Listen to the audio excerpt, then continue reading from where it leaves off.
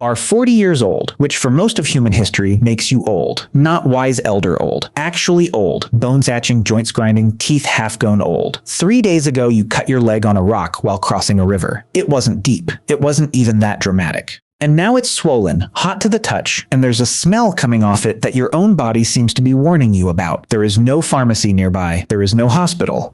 There is no antibiotic. There is a fire, some tree bark, a woman in your group who has watched more people die than live, and whatever knowledge got passed down to her by someone who watched even more. This is the actual, unglamorous starting point of almost every human who has ever lived. And somehow, against every modern instinct that says this should be a death sentence, most of them made it through. That's the part that should bother you a little. Not that ancient people got sick. Everyone gets sick. What should bother you is that they survived getting sick more often than you'd expect, using tools that look, on paper, like they shouldn't have worked at all.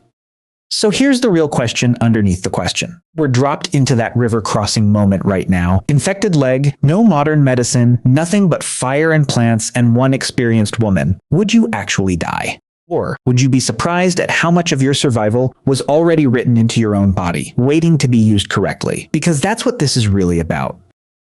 Not just what ancient humans did. It's about how much of medicine was never really about defeating disease.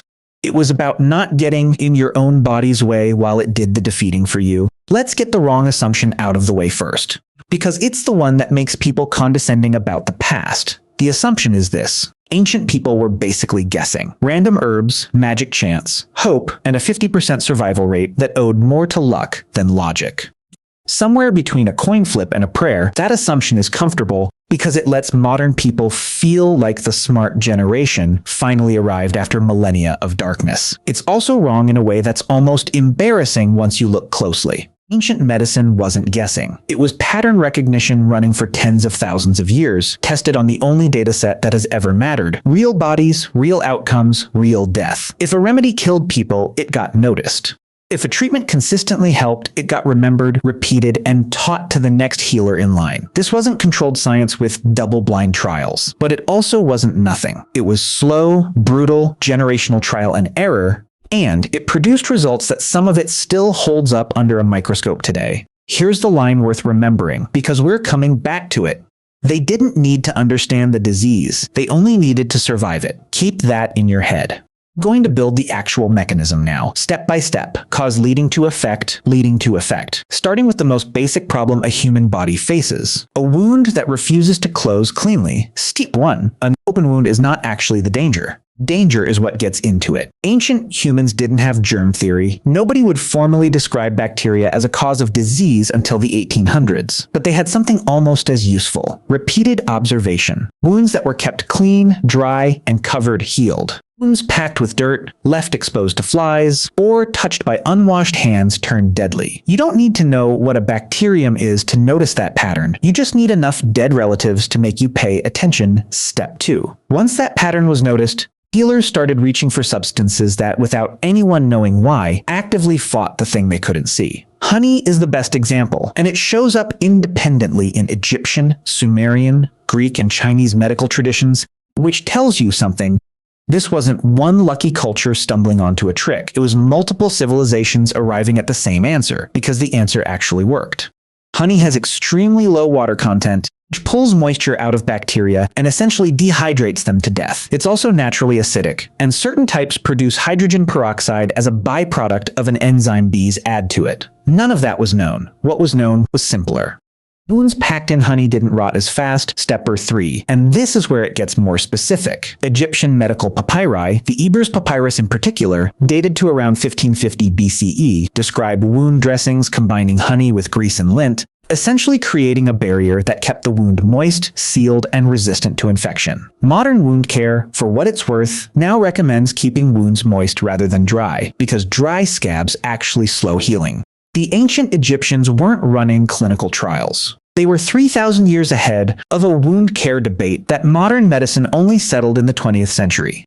That's a strange thing to sit with for a second. A completely dry, factual sentence about ancient bandaging just quietly implied that a Bronze Age scribe understood something that hospitals argued about until fairly recently. Modern medicine likes to think of itself as a straight upward line. It's more like a spiral that occasionally lands back on old ground and calls it a discovery. Now here's the mid-video fact worth pulling out on its own, because it's the kind of thing that sounds made up but isn't. In 1991, hikers found a naturally mummified body in the Alps, on the border between Austria and Italy. Scientists nicknamed him Otzi, and he'd been frozen there for roughly 5,300 years. When researchers examined his belongings, they found something odd. Two small leather pouches containing pieces of a specific fungus, Piptoporus botulinus birch polypore. This mushroom has natural antibacterial and antiparasitic properties, and researchers now believe Otzi was carrying it deliberately, possibly as medicine.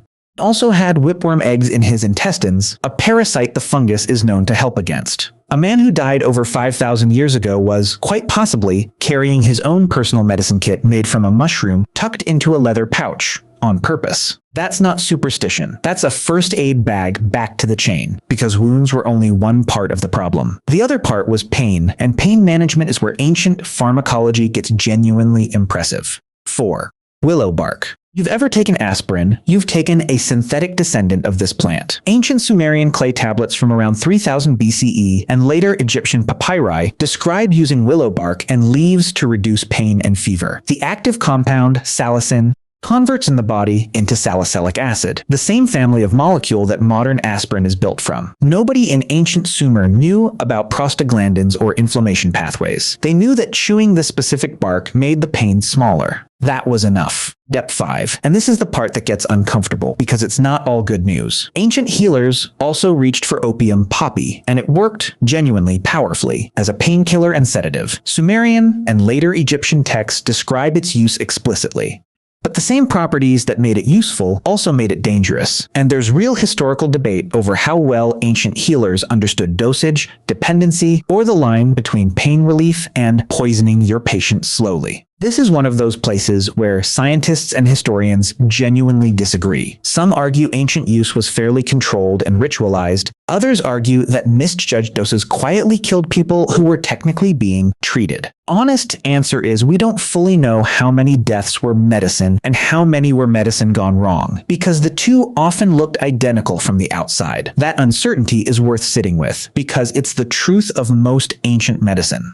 Wasn't uniformly brilliant. It was a mixture, sometimes centuries ahead of its time, sometimes actively harmful, and the person receiving treatment usually had no way to tell which one they were getting. Which brings us to the part of ancient medicine that sounds the most horrifying on the surface. Surgery without anesthesia, without sterilization, and, somehow, with survival rates that shouldn't make sense. Step 6. Trepanation, drilling or scraping a hole into the skull, is one of the oldest surgical procedures ever discovered, with evidence dating back over 7,000 years, found on every inhabited continent except Antarctica. On the surface, this sounds like pure ritual madness, cutting into the head of a living person with stone tools. But here's the detail that changes the picture.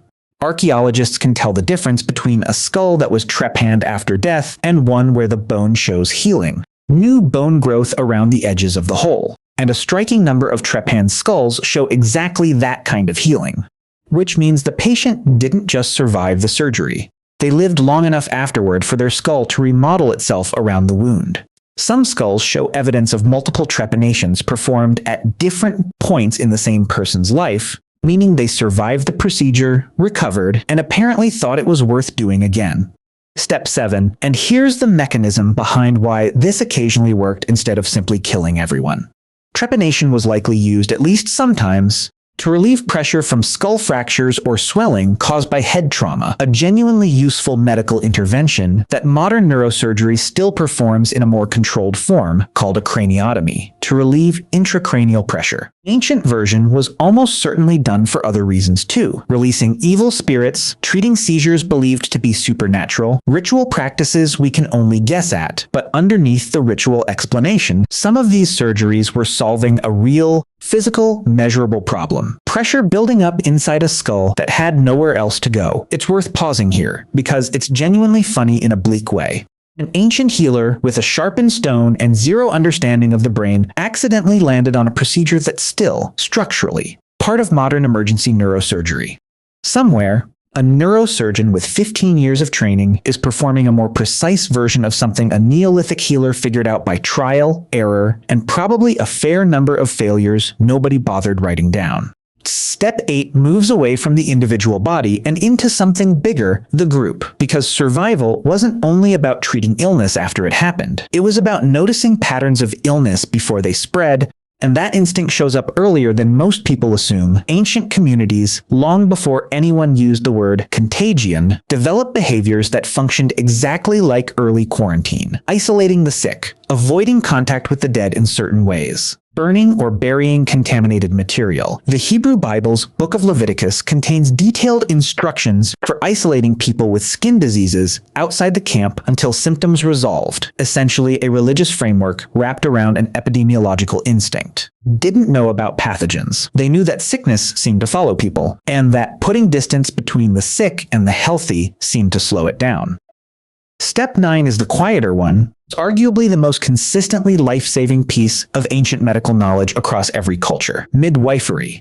Childbirth was, for most of human history, one of the leading causes of death for women of reproductive age.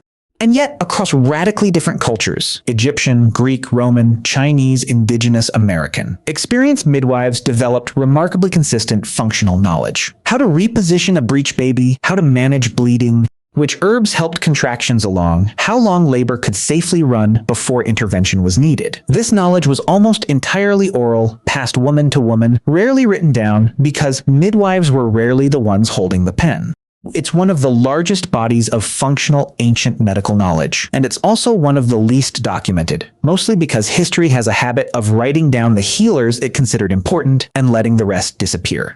Now, the honest caveat: because it matters. Not every ancient practice holds up. For every willow bark and honey dressing, there were treatments involving animal dung applied to wounds, bloodletting that weakened already weakened patients, and remedies based entirely on symbolic logic, treating a yellow disease with a yellow plant because the colors matched, not because of any actual chemical relationship. Ancient medicine wasn't a hidden trove of secret genius waiting to be validated by modern science. It was a mixed bag, sorted slowly, generation by generation, through a brutal filter. What worked stayed, what didn't sometimes got kept anyway because the person who tried it happened to survive for unrelated reasons. The myth of causation stuck around regardless. Here's the present-day version of that same mistake, so you can see it isn't actually ancient at all. Someone takes a vitamin, feels better a week later, and credits the vitamin. Never mind that colds resolve in about a week regardless of what you take. That's not a medieval habit. That's a Tuesday. The same flawed pattern matching that gave us dung poultices also gives modern people entire wellness industries built on "it worked for me once."